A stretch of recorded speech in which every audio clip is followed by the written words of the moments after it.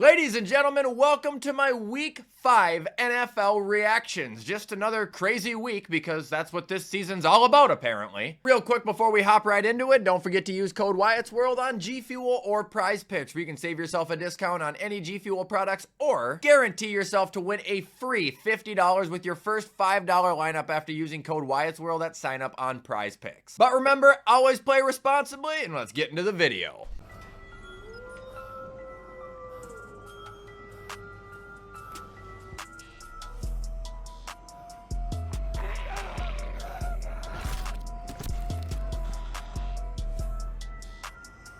Alright guys, so first game we're going to be going over is the crazy Thursday night showdown, which saw the Falcons escaping the Bucs by 6 points. This was a crazy game, man, and I feel bad for Tampa Bay, I really do. Baker Mayfield, he played a great game, 19 for 24, 183 touchdowns, 0 turnovers. Look how productive the running backs were, both Bucky Irving and Rashad White. Hell, Baker Mayfield had 6 carries for 42 yards. We got to see Mike Evans haul in 2 touchdowns, one of them being his 100th of his career. We got to see Sterling Shepard come out of the grave. And their defense, honestly, I think had a handful of disruptive players. It's just that they couldn't stop Kirk Cousins from throwing for 500 fucking yards. I mean, this was crazy, dude. Just as I get done talking about how Kirk hasn't been transitioning well from Minnesota to Atlanta, he goes out and does this. 42 for 58, 509, 4 touchdowns. Drake London, who of course I played in fantasy this week, had 12 catches for 154 yards and a score. Darnell Mooney, 9 catches for 105 and a score. Kadero Hodge, he had the walk-off touchdown. Kyle Pitts had 7 catches for 88 yards. Every aspect of this offense actually looked decent, of course, besides the fucking run game. And I don't mean to beat on a dead horse, but something just isn't right there with Bijan, man. Again, outside of one long run, he didn't do shit. And I'm not even blaming him for all of that. I'm blaming a lot of it on his usage. He only gets outside carries. He never gets anything up the fucking middle. Like, I'm glad the passing game exploded this week. I'm glad the Falcons got this monumental win. But looking at the running back you drafted 2 years ago at 8 overall, what the fuck are you doing with him?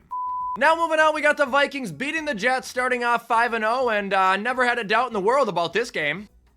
What are we doing in the second half, dude? Holy fuck. Looking at the Jets first here, Aaron Rodgers looks ancient. The guy can't throw the ball deep at all anymore. If he does, it's a fucking turnover. As you can see, he had 3 picks on the day. One of them was a pick 6 to Van Ginkel. Run game was nothing for New York. Breece Hall continuing to absolutely suck. Receiving was led by Garrett Wilson, who had 13 catches for 101 and a touchdown. I also played him in fantasy. Go fucking figure. And the other touchdown came from Alan Lazard. And then the defense for New York actually wasn't bad really at all. It's just Sauce Gardner's holding penalties absolutely killed him. And DJ Reed, even though he played out of his mind, there's only one of him on the field and he wasn't able to cover every receiver. I will say I was extremely happy to see Sauce get called out on his bullshit finally. Looking at the Vikings now, Sam Darnold regardless just did not play a good game. However, I do think that after his shot to the ribs, he just wasn't the same after that. He was extremely inaccurate. Vikings run game was also non-existent, especially after Aaron Jones got hurt. Receiving was led by Jefferson, who had 6 for 92. Outside of him, nobody really did much of anything. Like I was trying to mention, DJ Reed, man, he was a fucking pest yesterday. And the defense, I don't think you can be happier with, coming up with 3 sacks and 3 interceptions off of Father Time himself, Aaron Rodgers, but we are not going to advance without giving a honorable mention of credibility to Will the Thrill Rijkaard. I don't see anybody talking about him, dude. He is a monster part of the reason the Vikings are 5-0 right now. This guy's been perfect this year, knock on wood. He hasn't missed. He's elite! Now moving on, we got the Bears beating the piss out of the Panthers. I didn't watch this game, but it's nice to know I was right about the outcome. Looks like Caleb is continuing to develop as I had imagined he would. 20 for 29, 304, 2 touchdowns this week. D Swift had 73 yards for a touchdown. Rashawn Johnson had 25 yards for 2 touchdowns in the rushing. Receiving was led by DJ Moore, who had 5 catches for 105 and 2 scores. Holy shit. While it looks like their defense came up with 4 sacks and an interception by Kevin Byard III. Looking at the Panthers now, Andy Dalton went 18 for 28, 136, 0 touchdowns, 1 pick, and then Bryce Young got to come in and play. Like I said, I didn't watch. I don't know if Andy got hurt or if they just benched him for Bryce, but Bryce went 4 for 7 with 58 yards. Rushing was once again led by Chuba Hubbard, who had 13 for 97 and a score. Like I said last week, it's not actually Chuba Hubbard. That's like LaDainian Tomlinson in disguise or some shit. Receiving was led by Jalen Coker, who had 4 for 68. And the Carolina defense, even though only having 1 sack from Charles Harris, was led by Trevin Wallace, who had 10 damn tackles. So what a day for him. This is what I was talking about when I said everyone was getting high and mighty on the Panthers a couple weeks ago after they got their first win with Andy Dalton. They're still not good, man. They're still gonna top out at about 5 wins max. Now moving on, we got the Browns getting destroyed by the Commanders, and, well, nothing to talk about here, really, at all. Same shit. And I mean it. Cleveland sucks because Deshaun Watson sucks. Go figure. Who could have guessed that? And the Commanders are continuing to pop off because Jaden Daniels is electric. Well, who could have guessed that? We've only seen it the last 4 weeks. Like, obviously, Jaden wasn't as accurate this game, but we still got to see him throw several deep beauties. Got to see him effectively run the ball. We got to see Terry once again lead the team in receiving 4 for 112. Run game is continuing to throw up touchdowns. However, I will admit the Washington defense coming up with 7 sacks, that's something I did not see happening. So good for them, but no, seriously, this game was about as textbook as you could have imagined. A really shitty team playing a really good team. Oh. Now moving on, we have the Dolphins beating the Patriots 15-10. Again, I didn't watch this, and I don't have to worry about it because neither did you. Let's see what happened here. Tyler Huntley, 18 for 31, 194, 0 touchdowns, 1 pick. Rushing was led by Jalen Wright, who had 13 for 86, followed by Mostert, who had 19 for 80. I did read A-Chain got hurt, and Alec Ingold had the 1 rushing touchdown. Looking at receiving, that was led by Tyreek, who had 6 for 69, followed by Jonnu Smith, then Jalen Waddle. And it looks like the Miami defense, outside of a couple of sacks, was led by Marcus May. Gosh, that's weird. Marcus May. I still think of him as a Jet. Didn't he play on the Saints last year? Looking at the Pats here, Jacoby went 18 for 34, 160, 2 eggs. Ramondre Stevenson, even though he just got benched, led the team in rushing with 89 yards and a touchdown. Demario Douglas led the team in receiving. And the Patriots defense looks like it came up with 3 sacks and a pick by Christian Gonzalez that I actually did see. And it was a pretty nice play if Red Zone showed it correctly. But yeah, that's all I got for that snooze fest. I didn't care about that game, and I won't care. Moving on, we have the shootout between Joe Flacco and Trevor Lawrence that ended with the Jags getting their first win, which I was correct about. This game was fucking crazy. Flacco, 33 for 44, 359, 3 touchdowns. Anthony Richardson would never. Rushing with JT out was led by Trey Sermon, who was pretty buns outside of his touchdown. Receiving was led by Alec Pierce, who had 3 for 134 and a score. Josh Downs, who had 9 for 69, and then 2 other touchdowns coming from Michael Pittman and Mo Cox. And the defense, who was led by EJ Speed, was 6 tackles, as you would imagine, got absolutely obliterated. Because once again, after I talk about a quarterback struggling, he comes out and throws it in my face. Trevor Lawrence, 28 for 34, 371, 2 passing touchdowns. Rushing was led by Tank with 13 for 101 and 2 scores, while ETN only had 6 carries for 17 yards. Him and Breece Hall, we might have to have a little conversation about. Actually, I already kind of called him overrated, so I'm celebrating. But receiving was led by Brian Thomas Jr., who had 5 for 122 and a score. Nice game for him. Then we'll skip down to the kicker, Cam Little, who we have to give a shout out, kicking 3 for 3, 13 points. They needed every single one of them. And we will end by taking a victory lap on the defense because my motherfucking boy, Trayvon Walker, had 3 sacks for the defense, with the additional one being complimented from Josh Hines Allen. What a bounce back, Jacksonville, even though you guys still allowed 34 fucking points.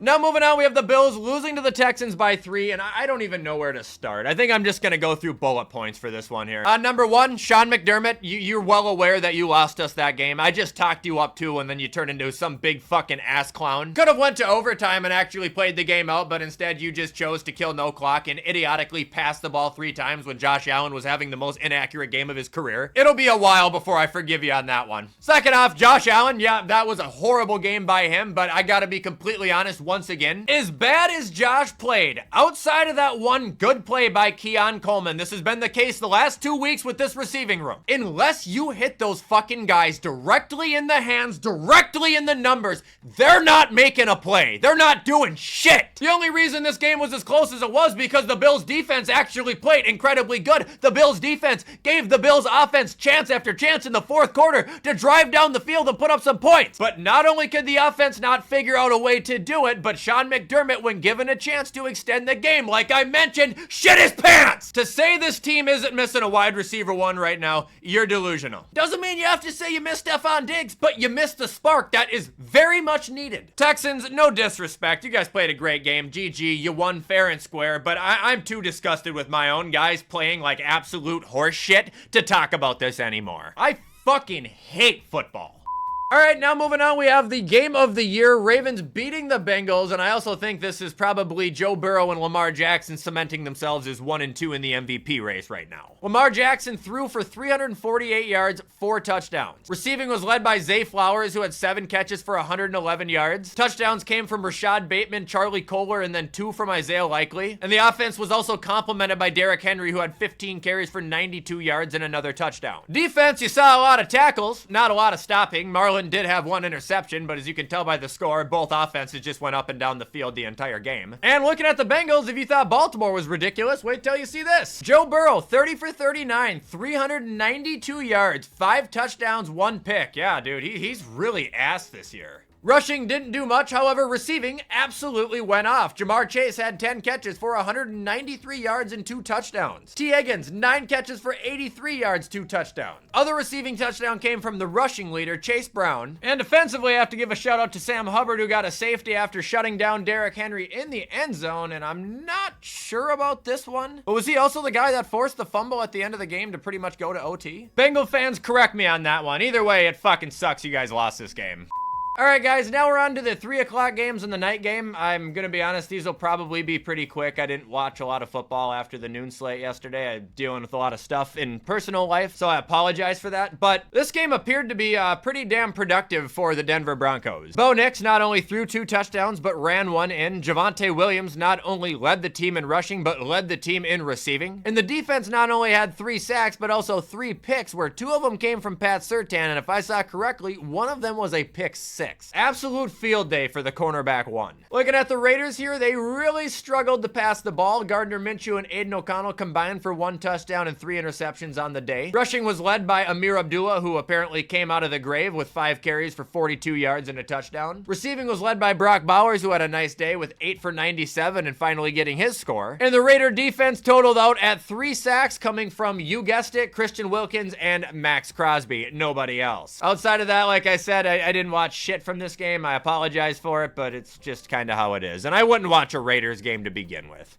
All right, now moving on, we got the Cardinals stunning the 49ers. I wish I would have gotten to see more of this because this looks like it was fucking wild. Looking at the Niners first here, Purdy struggled, 19 for 35, 244, 1 touchdown to 2 picks. That's not very Purdy of Purdy. Run game didn't come up with a touchdown, which it's not very often. I feel like you see that in San Francisco. Receiving was led by Ayuk, who had 8 for 147, which was nice to see, while Kittle got the touchdown. Debo apparently didn't do jack shit. And if my eyes are seeing this correctly, there was a sack from Leonard Floyd and an interception from Nick Bosa. Also can't help but notice there were 2 kickers for San Francisco. What happened there? Did Jake Moody get hurt? Looking at Arizona now, Kyler Murray went 19 for 30, 195, 1 touchdown, 1 pick. Also had an extremely long rushing touchdown to start off the game, which I did actually get to see that. James Conner was also productive, having 4.5 yards a carry out of 86 yards. Receiving was led by Michael Wilson. Marvin Harrison Jr. laid a fart for my fantasy team, as usual. And defensively, they sacked Purdy twice, and the 2 interceptions came from Mac Wilson Sr. and Kaiser White. It's also stupid because this is another quarterback I just talked about last week. I said, Kyler Murray, let him run more. He'll be the best quarterback he can be. Lo and behold, he runs more, he scores a touchdown, the Cardinals win. I'm a fucking genius. Now moving on, we have the Seahawks losing to the Giants. Seattle, you might have some explaining to do here. So it would appear on Seattle's end of things that Geno tried to do everything he could, threw for 284 yards, a touchdown, also led the team in rushing at 72 yards. Team's receiving was led by Tyler Lockett. The 1 receiving touchdown came from Jackson Smith. Looks like DK was limited to just 55 receiving yards. Looking at the Giants now, Danny, another clean game, 257, 2 touchdowns, no turnovers. Rushing was dominated by Tyrone Tracy, 18 carries, 129 rushing yards. Welcome to the league. Darius Slayton had 8 catches for 122 yards, 1 touchdown. Wandale Robinson had the other touchdown, and the Giants defense, well, mainly Dexter Lawrence, came up with 6 sacks on the day, Dexter being responsible for 3 of them. Also, another massive shout out to a kicker, Greg Joseph, going 3 for 3 and 11 points, because without him, well, the Giants don't win.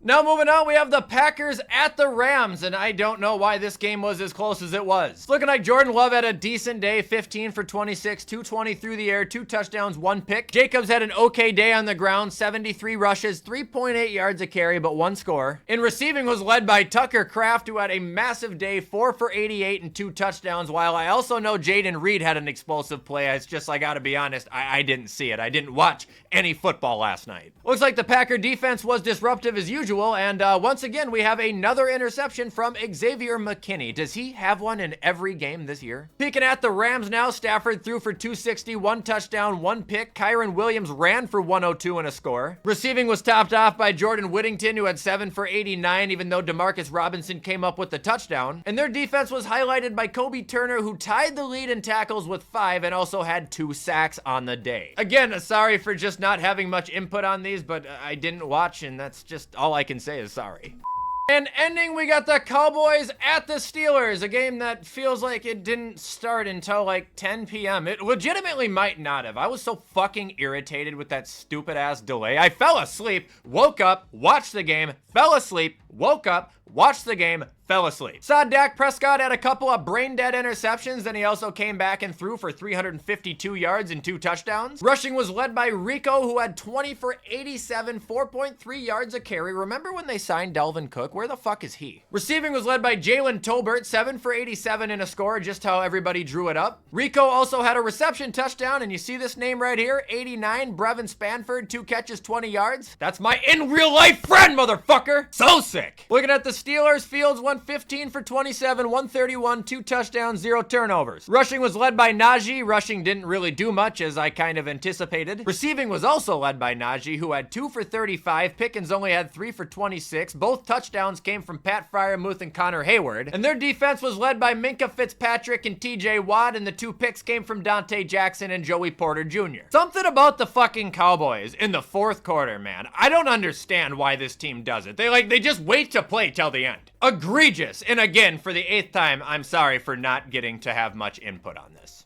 Alright guys, and that is going to be it for my week 5 reactions. Again, sorry it was kind of piss poor. I'll be back next week, don't worry about it. If you guys still enjoyed today's video, you already know what to do to show support. If you didn't enjoy it, I totally understand. In the meantime, I'm going to get this edited so you guys can watch it on time. I hope you all have a fantastic rest of your Monday, and as always, I will see you in the next video.